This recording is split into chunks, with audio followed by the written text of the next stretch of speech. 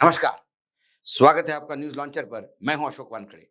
लेकर आया हूं आपका अपना कार्यक्रम द डायरेक्ट हिट। लोकसभा के चुनाव खत्म हो गए, उपचुनाव भी खत्म हो गए। अब सबकी नजरें हैं महाराष्ट्र, हरियाणा और झारखंड के चुनाव पे। महाराष्ट्र में क्या हुआ ये बार बार लगातार हम आपको बताते रह रहे हैं। हरियाणा का डेवलपमेंट भी आपको बताते रहे हैं। झारखंड ऐसा एक राज्य है जो बिहार से निकला, आदिवासी बहुल, बहुत सारे मिनरल्स, और जहां मिनरल है वहां बीजेपी की नजर है। आप सीधा जानते हैं कि बीजेपी के साथ एक लॉबी चलती है उद्योगपतियों की, जिनका मिनरल्स में बहुत इंटरेस्ट है। तो भाजपा जी जान से लगी हुई है कि किसी भी हालत में झारखंड में हम सत्ता में वापस आए। सबसे पहले झारखंड में सत्ता काबिज करने के लिए उन्हें एक बात समझ में आ गई कि झारखंड मुक्ति मोर्चा को यदि हम साथ रखें तो बात बन सकती है। झारखंड मुक्ति मोर्चा जब इनके साथ आने से मना करता है और इंडिया गठबंधन का ही हिस्सा बनकर अपनी सरकार स्थापन करता है, तो भाजपा परेशानी में पड़ती है। लगातार मुख्यमंत्री के खिलाफ प्रकरण चलते हैं। मुख्यमंत्री को 5 महीने जेल होती है और उसके जेल के बाद जो जमानत मिलती है, उसमें ये बताया जाता है कि ईडी ने जो केस किया उसमें तो दम ही था नहीं। चलो, ये तो केस चलता रहेगा, लेकिन झारखंड में भाजपा के लिए मुश्किलें और बढ़ रही है। यहाँ जेएमएम के हेमंत सोरेन जेल से बाहर आके फिर मुख्यमंत्री बनते हैं और फिर हुंकार भरते हैं। आदिवासियों का बहुत बड़ा एक तबका उनसे अलग हो गया है।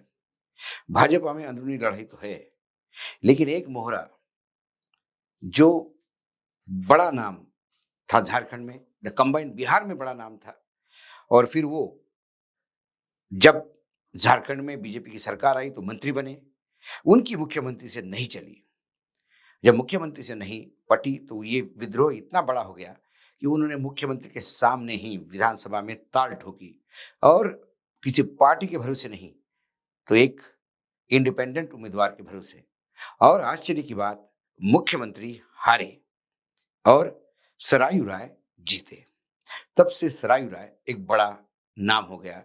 सरायू राय ने वहां पर एक अपना भारतीय राजनीतिक मोर्चा, यानी भाजमो, भाजपा की जगह भाजमो स्थापित किया। और जब अब झारखंड में चुनाव होने जा रहे हैं, ये बात तो तय है कि झारखंड में क्या इस बार फिर हंग असेंबली रहेगी। क्या इंडिया और एनडीए गठबंधन दोनों में इतना दम नहीं कि वो अपने बलबूते पे सरकार बनाए, और दोनों गठबंधन के बीच में क्या तीसरा एक मोर्चा बन सकता है? तीसरा मोर्चा क्यों बनना चाहिए और किस लिए? इसके लिए राय साहब लगातार भ्रमण पे हैं। वो यशवंत सिन्हा से मिले। यशवंत सिन्हा एक बड़े कद्दावर नेता है झारखंड से, केंद्र में मंत्री रहे हैं और ये भी भाजपा से ही है। उन्होंने भी, क्योंकि अब भाजपा से उनका नाता करीब-करीब टूट ही गया है, उन्होंने भी कहा कि इंडिया और एनडीए इन दोनों से अलग होके एक नया मोर्चा बनने की ज़रूरत है। एक तीसरी शक्ति झारखंड में उभरनी चाहिए, जो लोगों का वाक़ई भला करे। एक तो बीजेपी है, जो उद्योगपतियों के साथ है, एक नॉन बीजेपी है, जो सत्ता में आने पे भ्रष्टाचार भी बढ़ता है। ऐसा इन ये जो भारतीय जनतांत्रिक मोर्चा है, इनके नेताओं का कहना है। और इसी के सिलसिले में जो डायरेक्ट हिट हो रही है भाजपा, या इस हिट का जो सब्जेक्ट है, और इसलिए चुना है क्योंकि हाल ही में एक निजी कार्यक्रम में बिहार के पाकुड़ में जब राय साहब गए, सरायू राय, तो उन्होंने एक बात लोगों के बीच में बताई, यानी मीडिया को बताई, और वो बात ये थी कि उनकी लगातार मुलाकातें और बातचीत चल रही है जनता दल यूनाइटेड के नीतीश कुमार जी से।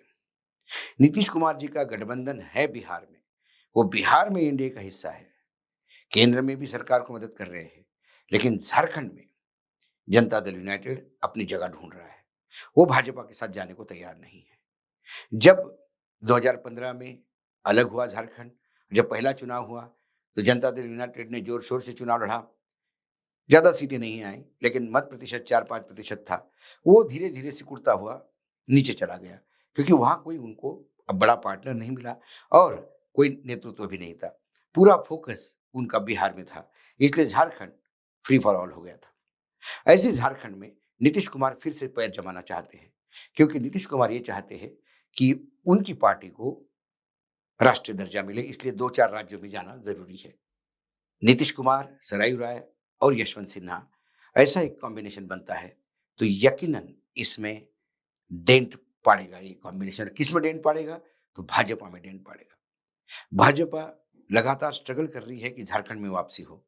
ऐसे में ये लोग जो भाजपा को छोड़ के चले गए, यदि वो इकट्ठा होके, मतलब मैं यशवंत सिन्हा और सरयू राय की बात कर रहा हूँ, उन दोनों ने मिलके यदि तय कर लिया और साथ में नीतीश बाबू का तड़का लगा, तो फिर खेल बड़ा होगा।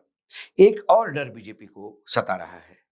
ये जो सरयू राय है, ये भले ही लालू के खिलाफ कोर्ट में केस में गए होंगे, लेकिन लालू के बहुत ही नज़दीकी दोस्त हैं। लालू और मुलायम, इन लोगों की राजनीति अलग रही। जिनने उनका प्रखर विरोध किया, उन्होंने उनसे दोस्ती बनाई और अपने साथ बिठा लिया। ऐसे ही कुछ बीजू जनता दल के नवीन पटनायक ने भी किया, लेकिन दोस्ती के नाम पे जब उनने बीजेपी को साथ बिठाया, तो बीजेपी गला काट गई। यहाँ पे नीतीश बाबू ने बीजेपी का तो साथ लिया है, लेकिन कहीं न कहीं वो दूरी बनाए रखे हैं। दूसरी तरफ वो डरते भी हैं और वो कॉशियस भी हैं बिहार में। दूसरी तरफ लालू के बहुत ही नज़दीकी सरायू राय यदि नीतीश के साथ मिलते हैं, तो क्या लालू, नीतीश, सरायू राय एक ऐसा ट्रायंगल बनता है। वो ट्रायंगल यदि उठ के झारखंड में जाता है और साथ में यशवंत सिन्हा भी मिलते हैं, तो एक बड़ा मोर्चा होगा, जो इंडिया इंडिया भी नहीं होगा, एनडीए भी नहीं होगा, और एक बड़ा मोर्चा, ये पुराना बिहार का जो राजनीतिक दल है, दोनों क्षेत्रीय दल है, वो वहाँ आएँगे। दोनों को भी एक राज्य चाहिए, राष्ट्रीय दल महत्व, मतलब राष्ट्रीय दल का दर्जा पाने के लिए। तो ये सबके लिए विन-विन पोज़ीशन है। लेकिन झारखंड के भी बहाने यदि लालू, नीतीश और सब एक हो गए, तो फिर बीजेपी के लिए तकलीफ होती है, क्योंकि जब-जब लालू, नीतीश नज़दीक आएँगे, जब-जब मोदी का विरोध करने वाले लोग नीतीश के साथ बैठेंगे, तब-तब दिल्ली की गद्दी हिलेगी, क्योंकि एक बैसाखी जनता दल यूनाइटेड की भी है। जो 52 लोगों के कुनबे पे ये सरकार टिकी है, उसमें 2 बड़े दल, जनता दल यूनाइटेड और चंद्रबाबू नायडू का टीडीपी। टीडीपी तो दक्षिण में है, वो तो अपना पैसा वसूल-वसूल करके जा रहा है, लेकिन जनता दल यूनाइटेड को लेके रोज़ खबरें होती है और रोज़ काट शाह मात चल रहा है। ऐसे अ, विषम परिस्थिति में सराय राय का ये कहना कि झारखंड में हम सब एक हो रहे हैं, ये भाजपा के लिए झारखंड डर नहीं है। चलो, एक छोटा राज्य है। वैसे ही कहानी है कि सवाल बुढ़िया के मरने का नहीं, डर इस बात का है कि मौत ने घर देख लिया। सवाल झारखंड जाने का नहीं, लेकिन लालू, नीतीश, ये सरयू राय और ये सारा एक कुनबा एक हो गया, तो फिर क्या दिल्ली की गद्दी के ऊपर अगला हमला होगा? बीजेपी बहुत कॉशियस है, क्योंकि उन्हें पता है हर रोज संघर्ष है सत्ता बचाने का। अपने बलबूते पे सत्ता नहीं है, 240 है। इतना भी ज़्यादा नहीं है, मतलब समर्थन उनके पास कि गैप बहुत छोटा हो, गैप भी बड़ा है।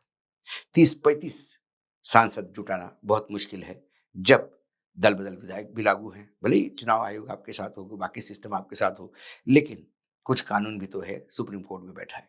तो इन सभी तमाम चीज़ों में सराय राय का ये स्टेटमेंट हिट कर गया बीजेपी को, और बीजेपी बहुत दूर की सोचती है। उन्हें लंबा खतरा नज़दीक आते हुए दिखाई दे रहा है। आज इतना ही, कल फिर आता हूँ किसी विषय के साथ, तब तक के लिए नमस्कार। देखते रहिएगा न्यूज़ लॉन्चर।